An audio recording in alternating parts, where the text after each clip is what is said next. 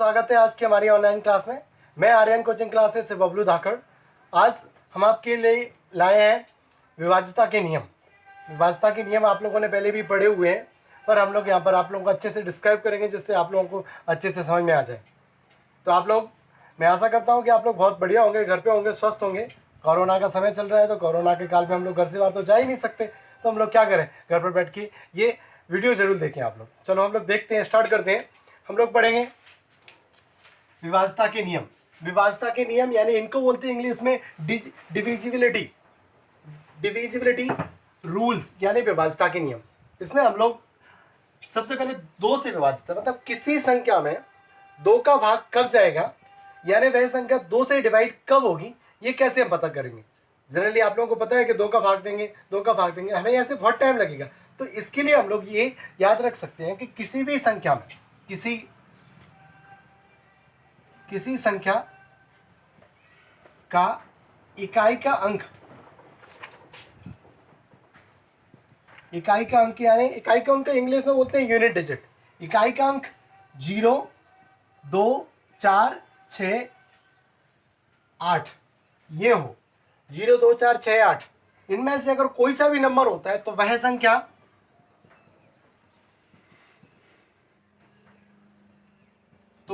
दो से विभाज्य होगी।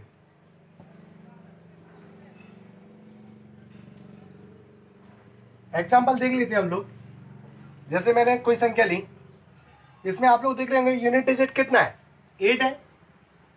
यूनिट डिजिट 8 आ रहा है तो इसका मतलब यह संख्या दो से विभाज्य है। यूनिट डिजिट यानी इकाई का अंक कितना है, 2 है, तो हम बोल सकते हैं कि वह संख्या दो से विभाज्य है। आगे देखते हैं हम लोग। जैसे मैंने कोई ये नंबर लिया, क्या ये दो से विभाज्य है क्या, तो हम देख के ही बोल सकते हैं कि सर यहाँ पर है ना यूनिट डिजिट आप लोगों का 0, 2, 4, 6 यानी कोई भी सम संख्या नहीं है, तो हम लोग बोल सकते हैं कि ये आप लोगों का यूनिट दो से विभाज्य नहीं होगा।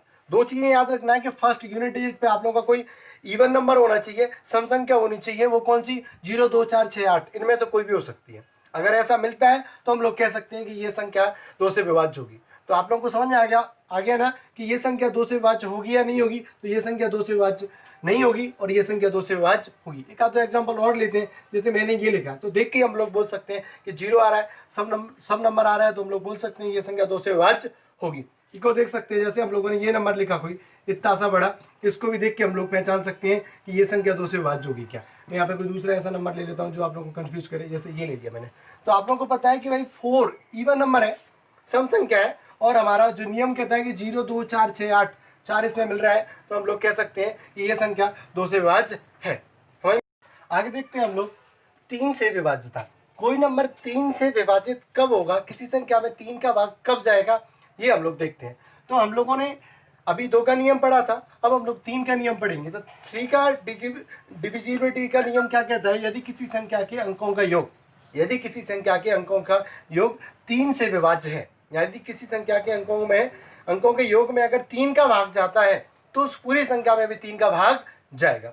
तो हम लोग एक एग्जांपल देख लेते हैं, तो आप लोग समझ में आ गया। मैंने बोला जैसे 2, 2, 5, तो इसके अंकों का योग करके देखेंगे तो 2 + 2 + 5, तो ये कितना हो रहा है, 2 और 2 4, 4 और 5 कितना, 9, और 9 3 से डिवाइड होता है, 3 3 या 9, तो हम लोग कह सकते हैं ये नंबर भी 3 से डिवाइड होगा। समझ में आया। एक एग्जांपल और ले लेते हैं। जैसे हम लोगों ने लिया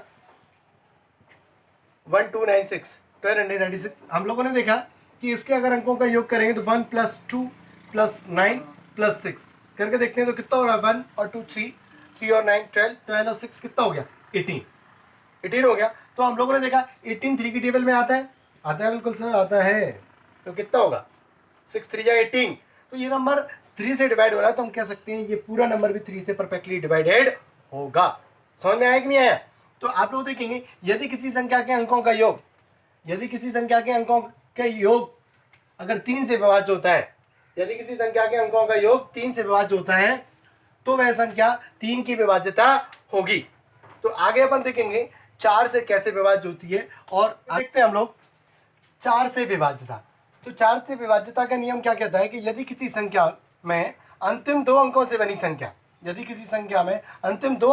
संख्या अगर 4 से विभाज्य हो या फिर अंतिम 2 अंक शून्य हो, यदि किसी संख्या में अंतिम 2 अंकों से बनी संख्या 4 से विभाज्य हो या फिर अंतिम 2 अंक शून्य हो तो वह संख्या 4 से विभाजित होगी। जैसे एग्जांपल देखते हैं, हम लोगों ने बोला आप लोगों को 400, तो आपको पता है लास्ट में 2 डिजिट 00 है, मैंने बोला अंतिम 2 अंक शून्य है तो 4 से विभाज्य होगी। या मैं कोई सा नंबर ले लूँ ये इस टाइप से, इसमें भी अंतिम 2 अंक शून्य है, ये भी 4 से विभाज्य होगी। अगली देखते हैं हम लोग, अगली संख्या है आप लोगों की, जैसे मैंने ये बोला क्या ये 4 से विभाज्य है क्या, तो इसके अंतिम 2 अंक देखते हैं कि ये 4 से डिजिबल है क्या, तो ये अंक हमारे 4 से डिजिबल नहीं होते, 4 1 जा 4 4 2 जा 6 2 कैरी हो रहा है, तो ये संख्या 4 से विभाजित नहीं है।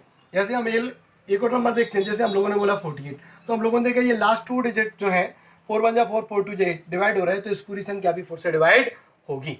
एक आध नंबर और देख लेते हैं, जैसे मैंने ये बोला तो ये 4 से डिवाइड होगी क्या, इसको हम लोग चेक करते हैं। 4 से हम लोगों ने डिवाइड दिया, 4 2 जा 4 1 जा 4, आप लोगों का 2 कैरी करेगा तो ये हो जाएगा 4 6 जा 24, तो ये 16 बार कट रहा है, तो हम लोग देखते हैं ये पूरी नई संख्या भी किससे होगी, 4 से डिवाइड होगी।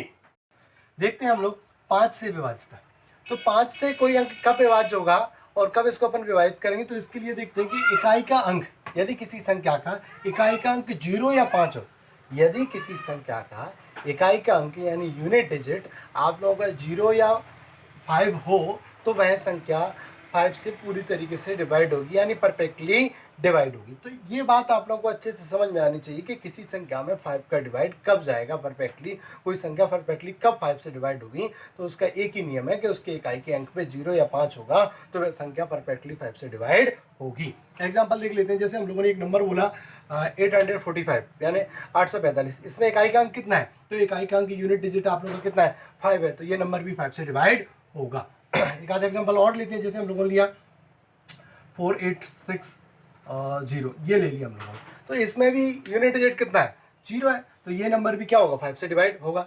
मैंने ये नंबर लिया, मान लो क्या ये 5 से डिवाइड होगा क्या, कि ये सर इसमें यूनिट डिजिट 6 है, ना तो 0 है और ना ही 5 है, तो ये नंबर 5 से डिवाइड नहीं होगा। एक आधा एग्जाम्पल और लेते हैं, जैसे मैंने लिया क्या ये 5 से डिवाइड होगा क्या, सर ये भी 5 से डिवाइड नहीं होगा। क्यों, क्योंकि यहाँ पे यूनिट डिजिट कितना है, 3 है। एक आधा एग्जाम्पल और लेते हैं, जैसे मैंने बोला इसमें यूनिट डिजिट कितना है, 0 है, 0 है, तो अपन कह सकते हैं ये नंबर 5 से डिवाइड होगा। तो समझ में आया कि नहीं आया, एक बार फिर से देख लेते हैं, कोई नंबर 5 से विभाज्य कब होगा, तो उसके इकाई का अंक 0 या 5 होगा, उसका यूनिट डिजिट 0 या 5 होगा, तो वह संख्या 5 से डिवाइड होगी, वह संख्या 5 की विभाज्यता होगी। आगे देखते हैं हम लोग 6 से विभाज्यता, कोई नंबर 6 से कब विभाजित होगा, तो हम लोग देखते हैं कि यदि कोई नंबर 2 और 3 दोनों से विभाज्य होता है, क्योंकि 6 के आप लोग देखिए फैक्टर क्या होगा, 2 3 या 6, तो कोई नंबर अगर 2 से और 3 से दोनों से अगर विभाज्य होती है, यदि कोई संख्या 2 और 3 दोनों से विभाजित होती है तो वह संख्या 6 से भी विभाज्य होगी। बस इसमें आप लोगों को यही याद रखना है, अगर आप लोगों को 2 और 3 का दोनों का नियम आता है तभी आप लोग इसको अच्छे से परफेक्टली पता कर सकते हैं। यदि किसी संख्या में 2 और 3 दोनों का पूरी तरीके से भाग जाता है तो वह संख्या 6 की विभाज्यता होगी। एग्जाम्पल है हमारा 1296, इसको देखते हैं कि पहले 2 से डिवाइड होगा क्या, तो आपको पता है कि अगर यूनिट डिजिट इकाई का अंक अगर आप लोगों का इवन नंबर हो, सम संख्या हो, तो वह संख्या 2 से विभाजित होती है। तो यहाँ पर आप लोगों का 6 है, 6 आप लोगों का इवन नंबर है, तो हम लोग कह सकते हैं कि ये संख्या 6 से विभाज्य होगी।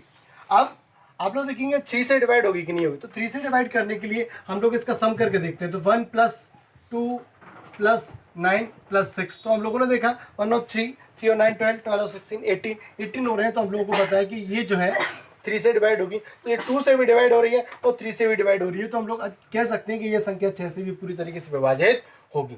एक आधा एग्जाम्पल और ले लेते हैं जिससे आप लोगों को समझ में आ जाए। जैसे मैंने बोला आप लोगों को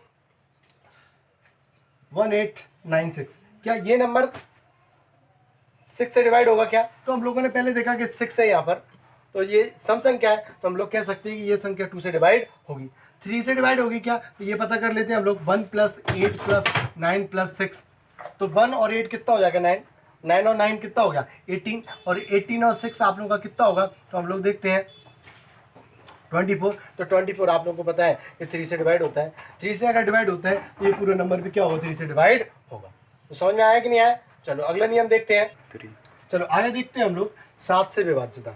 आप लोगों ने 2k, 3k, 4k, 5k इन सब के नियम पढ़े हैं। अब हम लोग पढ़ रहे हैं 7 के, तो बहुत ही कम देखने को मिलता है।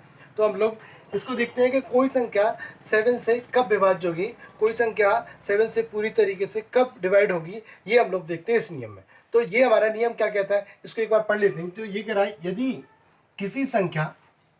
यदि कोई संख्या 10 का वर्त हो तो उस संख्या में एक कम या अधिक करते हैं, कम या अधिक करने पर वो संख्या प्राप्त हो रही है, वो संख्या 7 से विभाज्य होगी। और अगर अन्य कोई संख्या है तो अन्य संख्या के लिए इकाई के अंक को दुगना कर शेष अंकों से घटाने पर प्राप्त संख्या अगर 7 से विभाज्य होती है तो वह संख्या 7 की विभाज्यता होगी। एक बार फिर से समझ लेते हैं हम लोग। यदि कोई संख्या है वो अगर 10 का अपवर्त है, 10 का अगर गुणनखंड है, तो संख्या में एक कम या अधिक करते हैं, एक या तो बढ़ा देते हैं या फिर एक कम कर देते हैं। और अगर कोई संख्या है, कोई अन्य कोई संख्या है, उस संख्या में हम क्या करते हैं कि इकाई के अंक को दुगना करके हम लोग उसको शेष संख्या से घटा देते हैं। तो घटाने पर जो संख्या प्राप्त होती है, अगर वह संख्या 7 से विभाज्य होती है तो हम कह सकते हैं कि वो पूरी संख्या 7 की विभाज्यता हो। एग्जाम्पल देखते हैं हम लोग। यहाँ पे लिखा है 21, तो 21 को देख सकते हैं, ये कितना है 2 × 10, यानी 10 का अपवर्त है।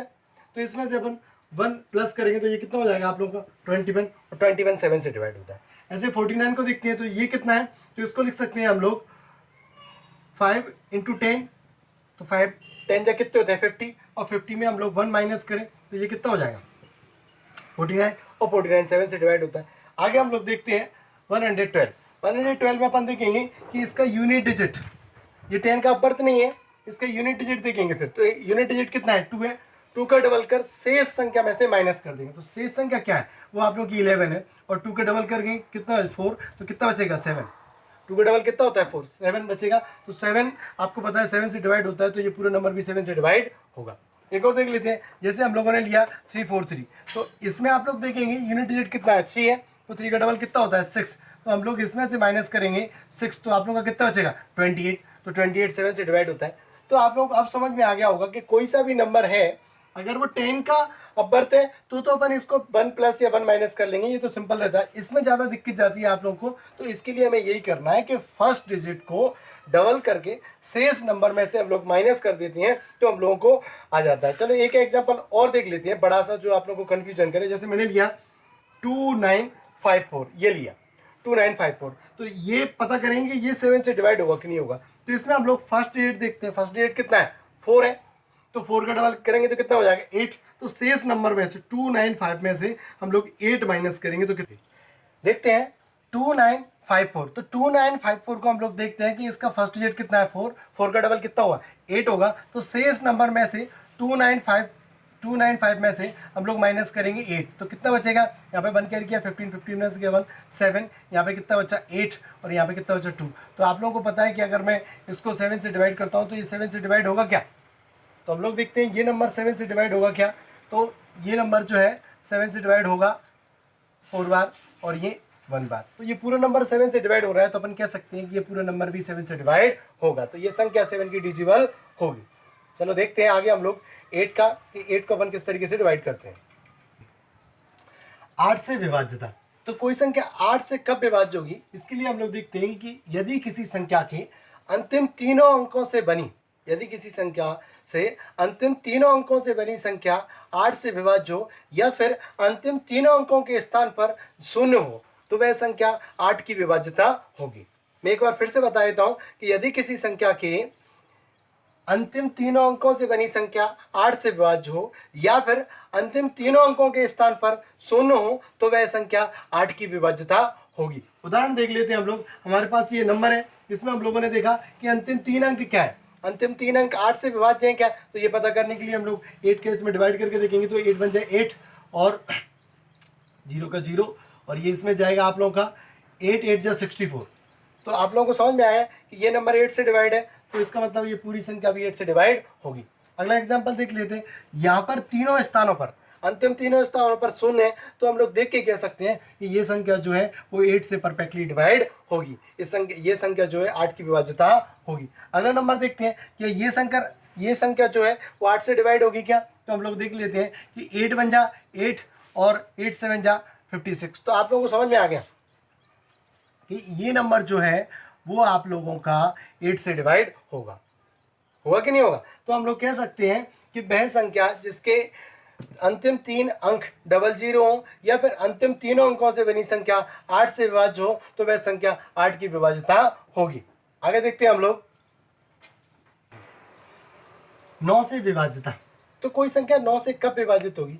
इसका सिंपल सा नियम है कि यदि किसी संख्या के अंकों का योग 9 से विभाज्य होता है, जैसा 3 का नियम था, जैसा 3 का नियम हम लोगों ने पढ़ा है, वैसे ये 9 का नियम है कि यदि किसी संख्या के अंकों का योग 9 से विभाज्य होता है तो वह संख्या 9 की विभाज्यता होगी। जैसे अपन ये नंबर है, इस नंबर का पता करेंगे ये संख्या में 9 का भाग जाएगा कि नहीं जाएगा, ये संख्या 9 से डिवाइड होगी कि नहीं होगी।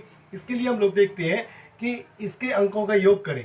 क्या करें? इसके अंकों का योग। तो 2 + 3 + 0 + 4 तो कितना हो रहा है?